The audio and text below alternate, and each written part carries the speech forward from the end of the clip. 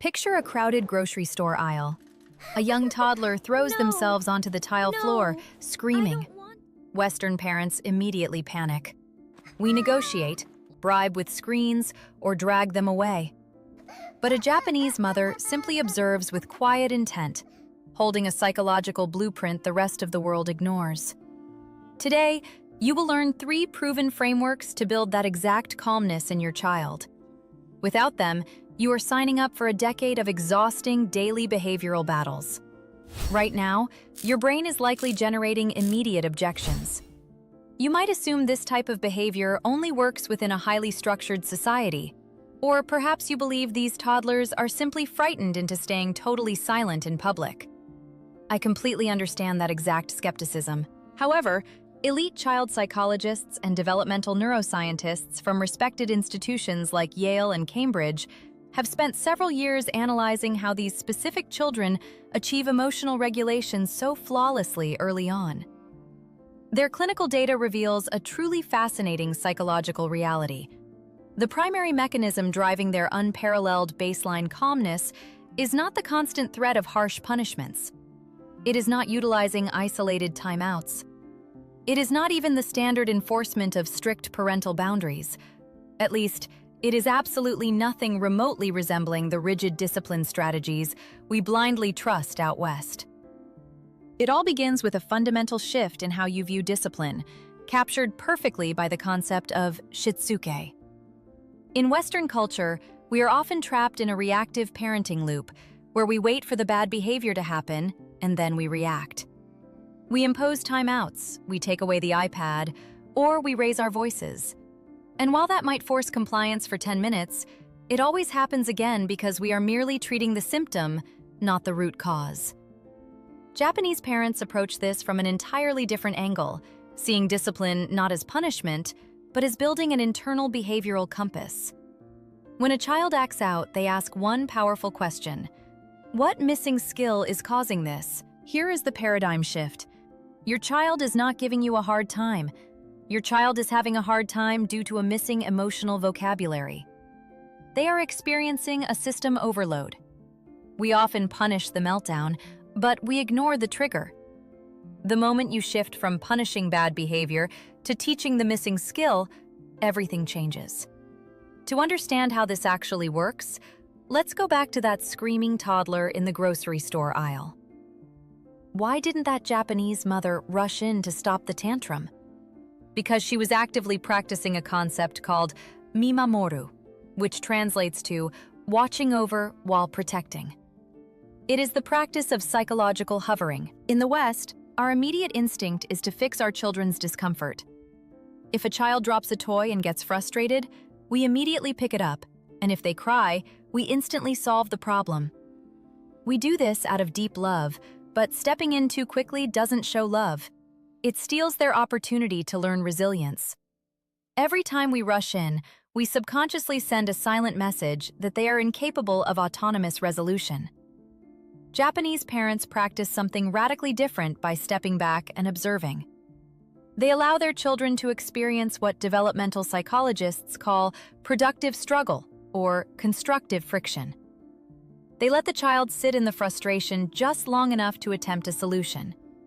When a child manages to calm themselves down, even partially, that experience builds authentic confidence. It teaches their developing brain that they can survive their own big emotions. So, here is your practical takeaway. The next time your child gets frustrated over a minor struggle, take a tactical pause. Give them 10 seconds before you intervene. Just watch, and you might be completely surprised by their capacity to regulate themselves. Now, this is exactly where Western logic assumes Japanese parenting is cold, rigid, and creates suppressed kids. But the truth lies in a completely different direction. Now, this is exactly where Western logic assumes Japanese parenting is cold, rigid, and creates suppressed kids.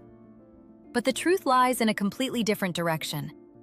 Japanese parenting is built on a concept called Amae, which essentially means the deep expectation of being able to depend on another person's unconditional love.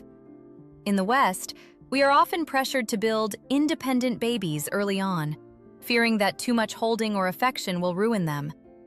But you cannot spoil a child with too much connection. During the earliest years, Japanese mothers practice radical warmth through constant physical closeness, utilizing baby carriers and co-sleeping.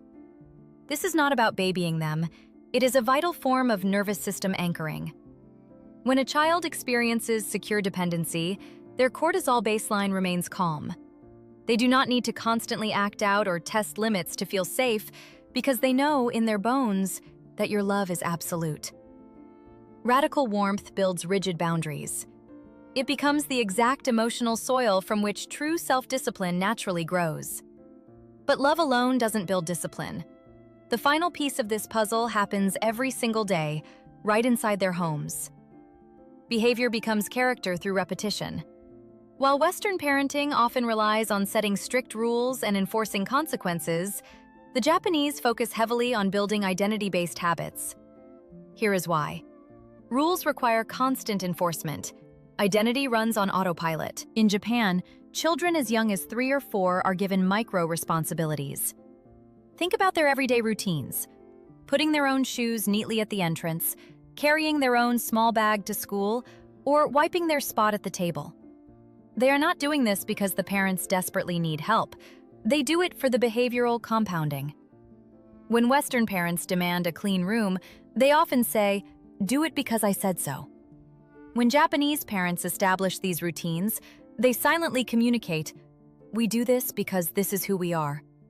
So, here is your practical takeaway to start tonight. Pick just one micro-responsibility for your child to own. Have them organize their shoes or carry their own backpack. Do it every single day without pressure or rewards, relying purely on expectation and trust. Give it 21 days and watch how their self-perception entirely shifts. Japanese parents aren't raising perfect kids.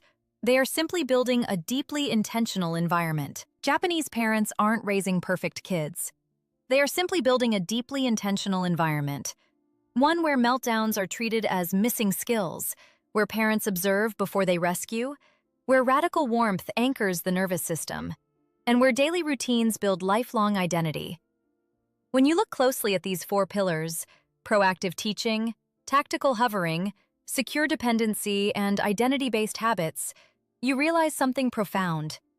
These are not exclusive Japanese cultural secrets. They are fundamental human truths, and they are available to you right now, no matter where you live, starting today. Parenting is not about controlling your child. It is about building their capacity from within. But to make this work, you have to break your own reactive cycle first. So I have an honest question for you, and I want to hear your real experience. Which of these shifts feels the most difficult for you to practice in your own home? Is it taking that 10-second tactical pause while your child is frustrated? Or is it letting go of the need to constantly fix their problems? Let me know down in the comments. I read every single one, and the conversations down there today are going to be incredibly fascinating. If this video shifted your perspective, share it with another parent who might be struggling right now. Subscribe to Treehouse Tots Academy for more psychology-backed insights on raising emotionally intelligent kids. And I will see you in the next one.